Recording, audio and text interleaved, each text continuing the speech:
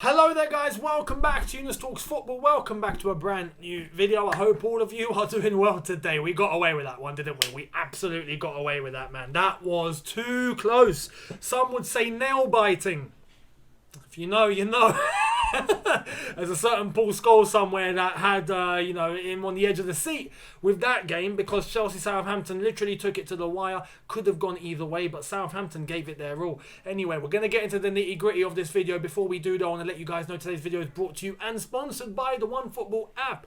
Download the OneFootball app like I have for all of your footballing needs. You'll find a link in the description. All of your latest news, your team news, your transfer news, your statistics, any details in terms of the calendar, fixtures, results, whatever you need in the football world, you will find on the OneFootball app. So make sure you download, link in the description, hit it now and enjoy. Now, let's get into this. Chelsea-Southampton finishing 1-1, but 4-3 on penalties. And I have to say, from a Chelsea perspective, not good enough. Not good enough. Yes, we got away with it. Yes, there are positives in this game, but overall, if we take the 90 minutes into context, not good enough. Not good enough. I think the first half was better than the second. And in terms of Southampton, I have to say, fair play to Southampton tonight. Why? Because they literally gave it their all. With a second string team too. Chelsea rotated, so did Southampton. Southampton, weirdly enough, have a lot of depth in their squad. What they managed to bring into the second half were players like Walcott, Shane Long, Oriol Romeu, Livramento. They managed to bring these guys on in the second half. I'm thinking, hang on, you're playing Chelsea at Stamford Bridge in the League Cup, where it's a big opportunity for you guys to get through, and you're playing your second string team because you know that we're playing our second string team. I mean, that's bold. And not just that, they weren't just sitting back. They were coming at us. They were moving the ball quickly. They were getting in and around our midfield and defenders at times, and they had good chances. But I have to say, both goalkeepers today were outstanding. In the game, Kepa, for the first goal, not entirely his fault, but had a little bit of the portion. I think you're looking more towards Malang Sarr, even maybe a little bit of Saul involved in that one. But Kepa, yes, maybe had a little bit of the portion of blame, not entirely all of it. However, for the rest of the game, Kepa was magnificent. And for the whole game, Forster was magnificent. The two goalkeepers, outstanding. And Forster's definitely made a name for himself tonight. I think it's safe to say, if anyone needs a goalkeeper, or Chelsea, if we need a goalkeeper, keep an eye on that lad, because he's unreal. He is absolutely unreal. Big lad, quick, gets to the post very easily, dives, throws himself, gets stuck in. He's unbelievable. Going into the game, though, the way it all began, we had a lineup of Kepa in goal, Chalobah, Reece James and Malang Sarr. The midfield of Kovacic, Saul, Ross Barkley. Wing-backs of Alonso, Callum Hudson-Odoi and Ziyech and Kai Havertz up front. Soon after we transitioned into the second half, we started making substitutions. Not a lot, but we made some subs. Overall, though, the first half, we were looking alright. It was okay. Yes, Southampton were having portions of the first half for themselves. They had a couple of chances, but we had good chances. We were able to move the ball forward. We were able to get players like Havertz and Ziyech and Hudson-Odoi going. And I feel like Hudson-Odoi had a good first half. I think it's the second half where he dipped for me, but that first half he was alright. The two names or the three names that I'm going to highlight here that actually, shall I say four names? Two names that for me really underperformed. Hakim Ziyech, without question, and Malang Sarr, without question. Malang Sarr, though, it's kind of expected to an extent. Ziyech, all of us are waiting for. We're waiting for something to happen from this guy. And it's like, Hakim, where are you? Where are you? Where have you gone? What's going on? This can't go on. This can't go on. Havertz looked like he was a little bit out of position, a little bit hesitant, always late, gives the ball away, takes a heavy touch. He's always doing something a little bit too much or a little bit overboard or he's a little bit late, a little bit delayed. Like there's always something. He's never perfect. So I'm just talking tonight. Never perfect, and that was frustrating. Went into the second half and you got the same story, but Ziyech's performance declined. Luckily, on the brink of the first half ending, we managed to get a goal. And it was, funnily enough, a Ziyech corner into the box and a Havertz head into the net. Great assist. You got to give Ziyech credit where it's due. It was a nice ball into the box, and it was a great header from Kai Havertz. Nicely slotted into the bottom corner. Great positioning, great power on the ball, great guidance, and he slotted it in. John Terry would be proud of that header. Very John Terry-esque sort of header, that. Happy days. We go into halftime at 1-0, and I'm looking at this going, yeah, great. I wanted Havertz to score. I got it. I wanted Ziyech to have some sort of involvement, and I got it. And I wanted a 1-0 before half-time, and I got it. And I thought, because we're 1-0 up at half-time, surely, second half, we're going to come out, we're going to have control, we'll get a second, and we'll get a third. Complete opposite happened. Complete opposite happened. It took us a little bit of time for us to get rhythm going in the second half, even as we begun. First 10 minutes, we looked a bit shaky. Then we started to switch on a little bit. But as we were switching on, Southampton were just increasing in momentum and in consistency. And they always had our number and a little bit more. Every time we tried to string passes in midfield, we'd lose the ball. Every time we try and get a pass in behind the defender for a Callum Hudson-Odoi, for example, Kovacic would overhit it. Every single time he takes it to Callum Hudson-Odoi, he sends Callum back to flipping Croatia with the ball. You look at any time we try to transition, we get the ball on our right-hand side or our left-hand side and we try to tuck into the middle. We try and get a Kai Havertz involved. We lose the ball. Now, whether it's Kai or whether it's someone passing to Guy, we lose the ball. It's so frustrating. So frustrating. The amount of times we lost possession in the second half was unforgivable. But not just that. Southampton looked dangerous.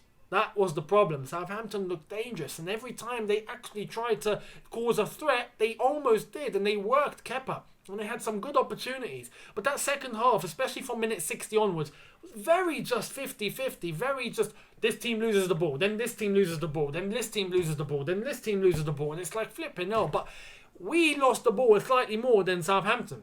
We didn't really do much with the ball in Southampton's box compared to Southampton in our box, where they really did work Kepa. And that was the frustrating bit. We brought on Mason Mount and Chilwell for a bit of stability, for a bit of reinforcement, much like Southampton ended up bringing Walcott on and brought on flipping Romeu and brought on Smallbone, brought on Livramento. We decided to go for Mason Mount and for Chilwell, and that helped in terms of the pace of the game. We managed to bring off Ziyech because he was having a shocker. We managed to bring on Mason Mount, bring on Chilwell playing as a right wing back, which was a little bit strange, but at the same time understandable because we didn't have many other options, and it enabled Callum Hudson-Odoi to go forward. Now, I thought this would help him. It didn't. In fact, he ended up in the end of the second half playing like Callum that's been struggling for games that we've seen on end. And the whole thing was just off. We were just off. Especially the last 15 minutes. The last 15 minutes, it was all Southampton. All Southampton, especially those 3 corners in a row where Southampton had to work Kepa. Every single time they get a ball into the box, it's either Shane Long or Smallbone or someone. Header, boom, Kepa, save. Kepa, save. Kepa, save. If it wasn't for that, we would have lost. We would have lost. So it's frustrating. For the last 15 minutes, I hate to give Paul Scholes a little bit of credit for this certain point, but it did look like we forgot how to defend. We just stopped defending. We just went to sleep. And you can't do that. You can't do that. What was that about? You know, the commentator towards the end of that game, where I was watching on beIN Sports, he said something very, very valid. He was like, yeah, Chelsea have made it through. However, by their standards, which are very, very high standards, his words, very high standards, tonight was a disappointing night in terms of performance. And he got that spot on. That performance was not good enough. Yes, second string team. Understandable. I'll take that. The fact we actually made it through, cool, fine. But we're now reaching the latter stages of a competition. We can't do this again. We might have to start playing strong teams going forward in the quarterfinal and onwards. So it's that. We ended the game literally Heart Attack FC, trying to survive. You know what it's like. Heart Attack FC, by the way, doing fine and well. They are alive and well and they're kicking. Heart Attack FC. I thought I saw the back of Heart Attack FC after Brentford. Nah, didn't take long. But yeah, we went to penalties. And penalties were very well taken, except for Mason Mount. This is one thing that I said during the Norwich game, and it's on the watch-along there whilst he took the penalty. He's got to work on penalties, man. You can't be taking pens like that. And I'm surprised because I thought Mount could take penalties quite efficiently. What happened? Can't be taking penalties like that. And he needs to work because Forster's a good goalkeeper. And he literally gave that to Forster on the plate. Yes, he hit that with a lot of power. But he hit that so far down the middle. To the side. But down the middle. You got to really get him to stretch, man. Have you seen how tall Forster is and how far he can dive? You've got to put it in the corner. Look at Alonso's penalty. Look at Chilwell's penalty. Look at Reece James managed to send him the wrong way, which was nice. But you got to work the keeper. You got to make sure you're putting it in a place that he's not going to reach. And Mason Mount literally gave it to him on a plate. So there's that. Luckily, Southampton, though, worse penalties, literally sending it flipping back to Southampton. So look, I'll take it. And fair play to Kepa for making the save on, as the Chelsea fans were singing at the ground, Arsenal reject Theo Walcott. Very fitting. I think that got to his head. So shout out to the Chelsea fans that sung that, because I think that played a part in him missing that penalty. So yeah, look, overall, I'm happy we're through. We're in a quarter-final now. Let's see who we're going to get. Arsenal have made it through. QPR out because Sunderland have beaten them on penalties, beaten them 4-1. So, yeah, we'll see who we're going to get. Tomorrow, Man City play against West Ham. Liverpool play against Preston. Tottenham play against Burnley. There's still top teams there. We'll see who makes it through and who we'll get. But hopefully, we'll get a nice draw in the quarterfinals. And we can start thinking about winning this competition. Last time we won this competition was Mourinho 2014-15. So 2015, February 2015. I was at Wembley for that. And I remember watching that where we beat Spurs. It's been too long. It's been too long. We've got to win this competition now. We're too far in. Quarter-final. 3 games left to win this competition. Let's do it and wrap it up as an early piece of silverware. So come on, Chelsea. But we've got to take it seriously now. We can't be playing the same sort of players that play tonight. And by those players, I mean Malang Sarr. Shocker tonight. Ziyech, if he's off form, cannot play. You know, Saul, fair play to him, done well. I feel like had a decent performance. Yes, there were moments of panic, but overall, much better than the performances we saw in the past. Barkley, first half involved, second half didn't really do much up until he got taken off, and that was understandable. But okay performance, I'll take it. He done alright. He was active, he was positive, he was going forward, he was passing. Just some latter stages of the decision making in that final third was a little bit off. But overall, I'm talking Callum Hudson-Odoi, we need a better performance from him like he had in that second half. Kai Havertz, we need a better performance from you. I know you got the goal, but after that, need to be able to have a better touch, better positioning, better everything, better decision making, better all sorts. Because in that second half, everything was off. Everything was off. The ones that I can proudly say had a good game or had decent. Chalobah, fair play to him. Reece James to an extent as well did well. Marcos Alonso, I feel like done well, except for his pace. Obviously, he gets let down by that sometimes. But apart from that, he done well.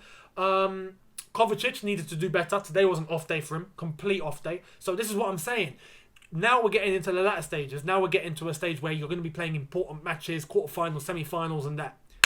Everyone's got to be at the top of their game. Simple as that. And I feel like Thomas Tuchel will be putting more of a serious lineup now we are in the quarterfinals. So we'll see how it all fares. But let me know what you think in the comment section below.